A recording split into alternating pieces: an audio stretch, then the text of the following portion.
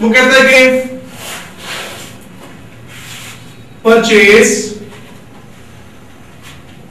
Building ₹3 lakh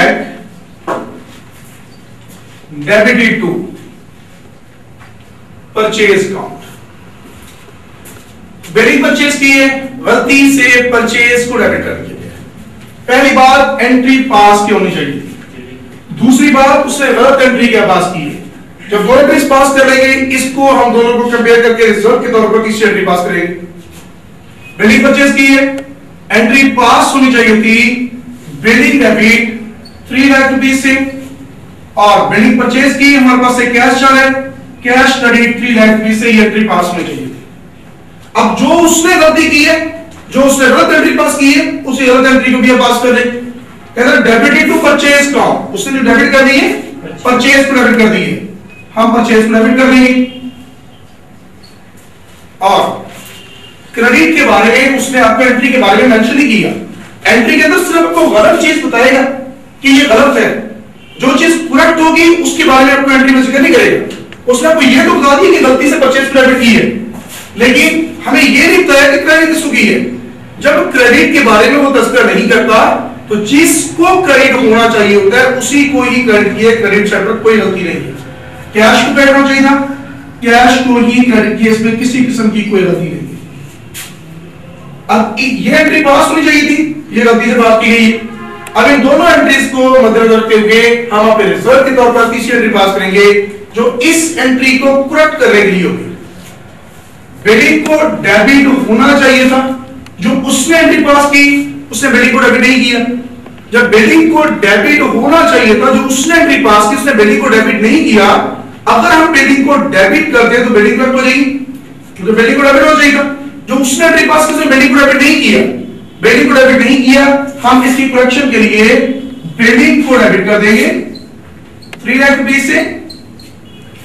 cash को credit होना चाहिए था, कैश को क्रेडिट ही किया। जब कैश को क्रेडिट होना चाहिए था उसने क्रेडिट ही किया, इसमें किसी किस्म की कोई गलती नहीं। जिसमें गलती नहीं है उसको हमें ठीक भी नहीं करना।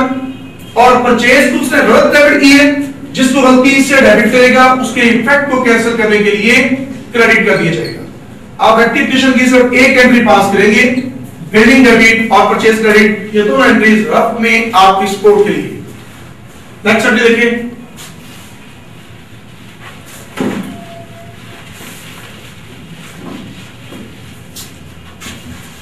एक एंट्री आपको दी हुई है, sold goods to A ₹3,000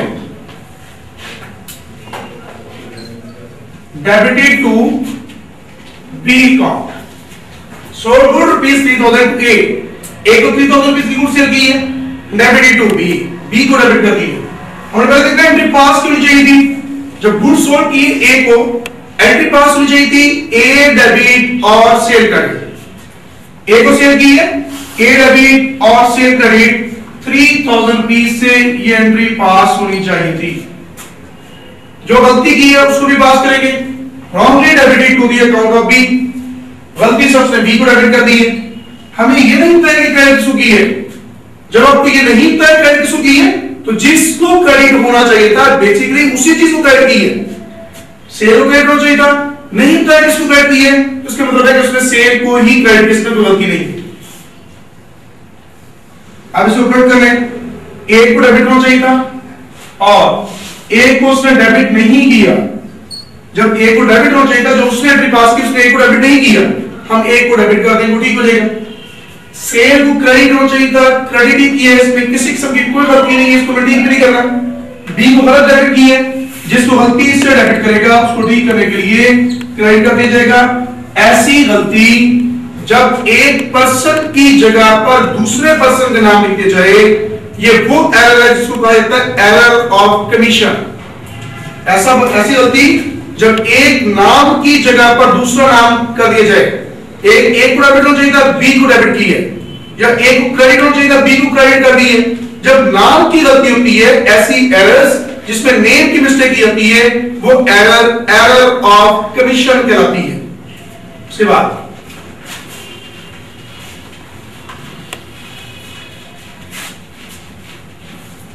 next entry कहता है कि repair of peace 1000 for furniture,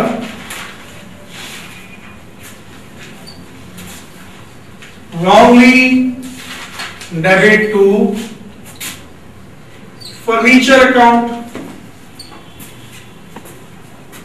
furniture की रिपेयर करवाई 1000 की, जब फर्नीचर की रिपेयर करवाई एंट्री पास होनी चाहिए थी, रिपेयर करवाई है, रिपेयर हमारा एक्सपेंस है, रिपेयर डेबिट और रिपेयर करवाई हमारे पास है कैश और कैश क्रेडिट। जो एंट्री पास होनी चाहिए थी रिपेयर डेबिट और कैश क्रेडिट, गलती से क्या की है, wrongly debited to furniture account, उसे गलती से जो की है वो भी कर रहे, कहते wrongly debited to furniture account. आपको क्रेडिट के बारे में नहीं पता है, तो जिसके बारे में नहीं तय होता वो साइड करेक्ट होती है, कैश को क्रेडिट होना चाहिए, कैश को ही क्रेडिट किया होगा। अब इसको मैं ठीक करना, ये एंट्री पास होनी चाहिए थी, गलती से पास की गई। रिपेयर को डेबिट होना चाहिए था, रिपेयर को डेबिट करने की वजह से फर्नीचर को डेबिट किया होगा। रिपेयर को डेबिट होना चाहिए था, रिपेयर को उसने डेबिट नहीं किया, हम रिपेयर को डेबिट कर देंगे, वो ठीक हो जाएगा। कैश को जितने से क्रेडिट होना चाहिए था उतने से क्रेडिट, इसमें किसी किस्म की कोई गलती नहीं। फर्नीचर को गलत डेबिट की है, जिसको गलती से डेबिट की है उसको करेक्ट करने के लिए क्रेडिट कर दिया जाएगा। ये कैटेगरी पास होगी रिपेयर टू फर्नीचर।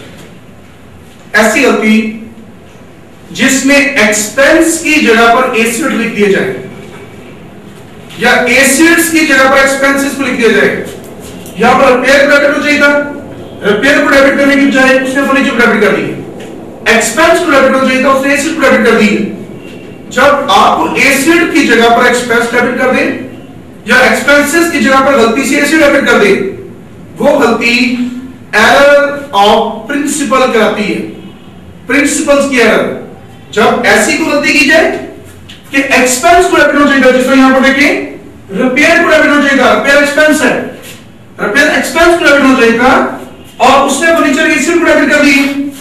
जब किसी एक्सपेंस को डेबिट करने की बजाय एसेट को डेबिट कर दे या एसेट को डेबिट करने की बजाय एक्सपेंस को डेबिट कर दे, ऐसी की गई गलती एरर ऑफ प्रिंसिपल कहलाती है। प्रिंसिपल एरर में कैपिटल एक्सपेंडिचर डेबिट कर लीजिए रेवेन्यू एक्सपेंडिचर की बजाय। जब रेवेन्यू एक्सपेंडिचर की जगह पर कैपिटल एक्सपेंडिचर लिख दी जाए, मींस के एक्सपेंसेस की जगह पर एसेट लिख दिया जाए या एसेट की जगह पर कैपिटल एक्सपेंडिचर की जगह पर रेवेन्यू एक्सपेंडिचर को लिख दिया जाए, वो गलती एरर ऑफ प्रिंसिपल हेड्स की गलती है। एक हेड एक सेपरेट हेड है, एक्सपेंस एक सेपरेट हेड है और एसेट जो है एक सेपरेट हेड है। जब एसेट की जगह एक्सपेंसेस को लिखते हैं, एक्सपेंसेस की जगह एसेट को लिखते हैं, वो गलती आपकी एरर ऑफ प्रिंसिपल कहलाती है।